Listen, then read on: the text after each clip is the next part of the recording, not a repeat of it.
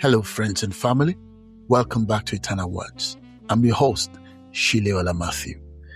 I want us to talk about something today that I think many of us have probably seen in our churches and in our walk with God, and perhaps some of us have experienced it ourselves. Why is it that sometimes it's easier to believe in something we can see than simply pray to God? Someone gives us anointing oil and says, use this and pray, and somehow we feel more confident. Someone says, come and let the man of God lay hands on you, and suddenly we believe something is going to happen. Someone gives us an handkerchief or a paper and some weird times, a calendar or sticker that has been prayed over. We handle it as if it's the power of God itself. That God, the power of God is inside that sticker and inside that cloth. And again, Holy Communion. Sometimes it becomes something that we take because we want healing, because we want breakthrough and protection and financial breakthrough and a particular answer from God. And don't get me wrong, God can use anything. God can use anything. But today, here is the question I want us to kind of answer. When did the conduit become easier to trust than God himself? When? And again, please understand what I'm trying to say. I am not saying that everything involving physical things like our oil and handkerchiefs, that they are not biblical. No, that is not what I'm saying. In fact, James 5 and verse 14 says, is any sick among you? Let him call for the elders of the church and let them pray over him, anointing him with oil in the name of the Lord. So there are so many places that oil has appeared in the scripture, and even layings of hands. Acts 13 and verse 3. When Barnabas and Saul were being sent out, the believers fasted and prayed and laid their hands on them. And again, another one that we might be kind of used to. Acts 19, 11 to 12. And God wrought special miracles by the hands of Paul, so that from his body were brought unto the sick handkerchiefs or aprons, and the diseases depart from them, and the evil spirit went out of them. So, yes, so many places in the Bible. But note something very important, and this is the uniqueness of the scripture. The Bible always makes things very clear if we are patient and listen to the Holy Spirit long enough to interpret. The Bible did not say the handkerchiefs performed those miracles. In fact, the Bible did not pay much attention to the aprons and the handkerchiefs. They were just by the way. It says God wrought special miracles, and that difference matters. The handkerchief was involved, Paul was involved, but God was the source. God is the source. And I wonder whether somewhere along the way we have confused the thing God used with the God who used it, because human beings will like something that we can touch. Honestly, if we can touch something, it's more real than something that you cannot touch, that you cannot feel. And to be honest, prayer sometimes feels invisible. Sometimes you think I've prayed, but it doesn't work. You pray and nothing happens. You have a pain and you pray about it. Well, the pain is still there tomorrow. You pray about a situation today. Well, it's still there a week from today. You pray about your finances. Well, the loan is still there, waiting for you to pay it. It's not disappeared. And you've prayed for a new job and you've applied God knows how many times, but the jobs are not forthcoming. And you've prayed, and then somebody gives you a bottle of oil. Now you have something in your hands, something more physical, or a pastor or someone lays hands on you. Now you felt something more physical. and somebody gives you a sticker or a handkerchief and tells you that it has been prayed upon. Now you have something you can quickly take home. And the danger here is, without us even realizing it, our confidence begin to move from the invisible God that made the heavens and the earth to the visible object.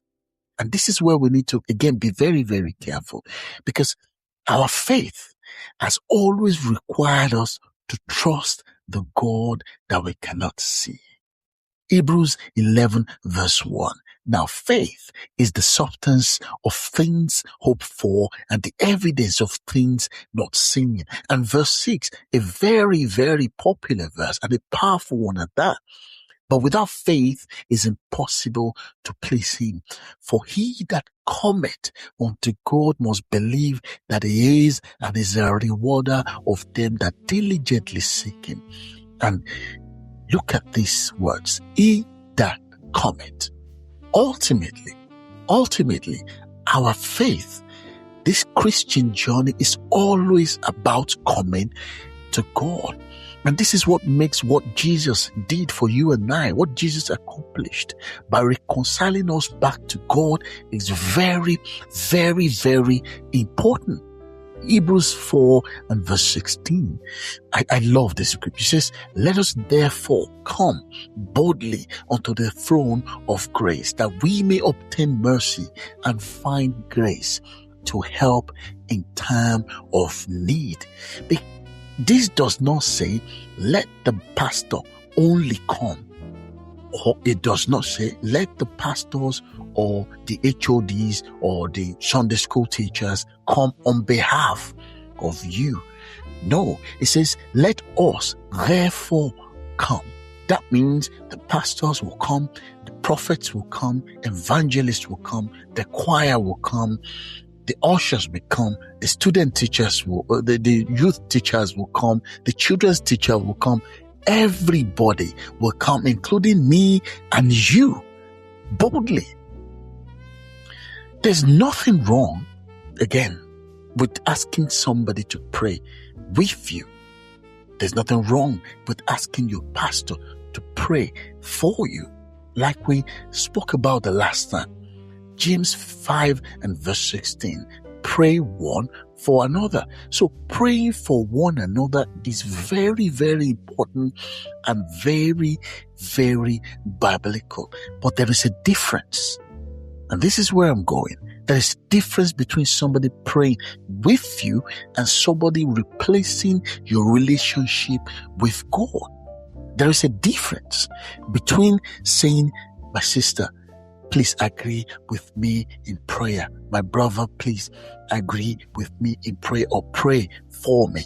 There's a difference in you believing that God will hear him and God will not hear you. And I think that's one of the big problems. This is one of the big problems that we as children of God, we kind of struggle with. We believe that our pastors have access. We believe that the HODs and the great men of God, they have access. We believe that that woman that can pray for 1,000 hours has more access than you. You know, that brothers that can quote the whole of the Bible without even opening it has more access than you. But then you look at yourself and say, I still have a tiny bit of struggle in my life. I'm still struggling with some things. I can't even pray for an hour. I can't pray for more than 20 minutes or 5 minutes or 10 minutes. And sometimes I oversleep, and I don't pray. So why would God listen to me? Will he not be faster? Will he not be quicker if I actually let these people pray on my behalf rather than me going to pray? And again, another place that we get it wrong. 1 Timothy 2 and verse 5. For there is one God and one mediator between God and men, the man Christ Jesus. One mediator, Jesus Christ. That means my confidence before God is not based on how spiritual I am or how spiritual I feel today. It is not based on whether I have a bottle of oil or somebody's laid hand on me or I've gone through, I've had my Holy Communion twice this week. It does not depend on those things. My access to the Father is through Jesus. Period.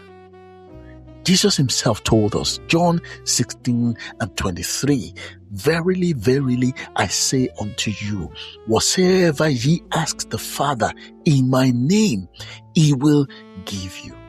And there is something very, very personal about that. There is something powerful and freeing and liberating about that. So I've come to tell you today, I'm really excited about this. I've come to tell you today that yes, you can ask the Father yourself. You don't need anyone, honestly, anyone to go to the Father. We only need one person, Christ Jesus himself. According to John 16:23, he said, whatsoever you ask in my name, whatever you ask the Father in my name, he will give unto you. 1 Timothy 2:5. There is one God and one mediator between God and man, the man Christ Jesus. So that is what I've come to tell you today. You can ask the Father yourself. You don't need anyone. Now, I'm not saying that you cannot have people agree with you. I'm not saying that we should not pray for ourselves or we should not agree with ourselves in prayer. But what I am saying is that there is nowhere in the scripture, there's nowhere in the Bible that says God will hear your friend and not hear you, that God will listen to your pastor and he will not listen to you, that God only listens to those great men of God, that he will not listen to us. And you remember when Jesus taught us how to pray, he says, when ye pray, say, our Father which art in heaven. Our Father. That means my Father and your Father.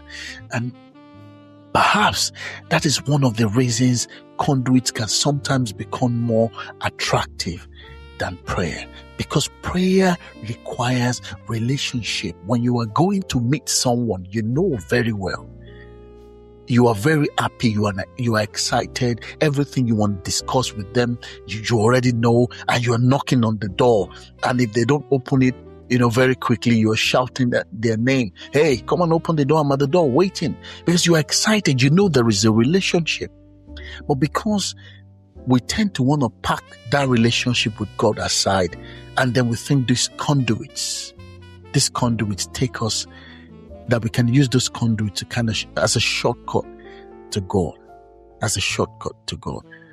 Nah, it doesn't work that way. Our relationship comes first. Our relationship comes first. And one of those things, again, that I always like to talk about, it's something that we've spoken about in our Sunday school in church. And I remember we had a lot of discussion about it. And I remember we couldn't even finish. And that is the Holy Communion. And there's this part that I always say, that I always speak, that I believe this is what the Holy Communion is. Now, God can use the Holy Communion. You can take the Holy Communion today and you receive your healing. That can happen. So I'm not disputing the fact that God can use anything, including the Holy Communion. But Jesus said in Luke 22:19, and this is very, very important, do this in remembrance of me. Paul repeats this in 1 Corinthians 11. Communion is precious. It points us to the body and the blood of Christ. So this is something that Christ has given you and I, has given us as Christians to remember him by. And he said he will not drink until he sees us again. So that is very, very important. Now, we want to use it to manipulate him. That this is your blood. Now, because I have drank this, you have to heal me. No, it doesn't work that way. If you pray and you don't drink Holy Communion, if you drink the Holy Communion and you pray, when it's time for God to heal you, Jesus will heal you.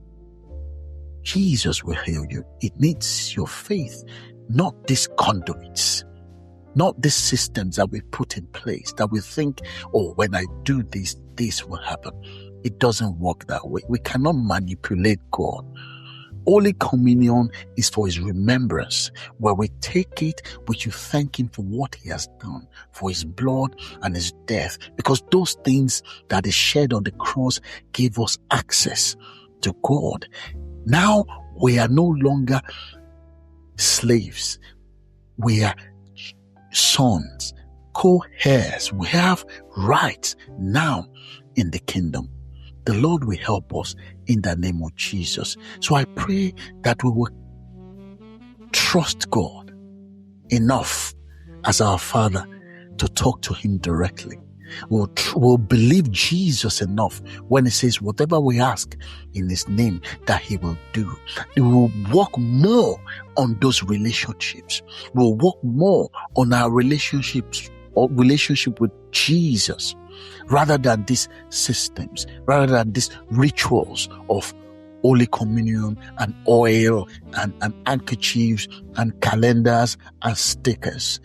And again, please don't get me wrong. I'm not saying those things are not biblical, but I'm saying they are not as important as our relationship with God. God wants to hear us. Say, ask the Father. Go boldly. You and I, go boldly. Let us go boldly. So I pray that the Lord will help us in the name of Jesus. We do not need conduits. We need relationship. Father, we thank You for Your word. We pray, oh God, that in any way that we have replaced You in our lives with the physical Bibles, with oil, with Holy Communion, with stickers and calendars, with people, please, Father, forgive us. Holy Spirit, please teach us how to build our relationships with You. Teach us to know that You are always there to listen to our cry. That is, as much as You are ready to listen to those great men of God, You are also ready to listen to us. Father, we thank You. We pray that for everyone that is struggling with their prayer life in one way or the other, Father, we pray, oh God, that You will ignite Your fire in them and in all of us in the name of Jesus. I pray, oh God, that Your fire will fall upon us and it will burn everything that is not of You in our lives. It will burn it off in the name of Jesus. And whatever it is that has been a burden that is pulling us away, that will not allow us to build our relationship with You, King of glory, take it away. Set us free. In Jesus' precious name we have prayed. Amen. Thank you for listening to Eternal Words today. And I'll speak with you in the next one. God bless.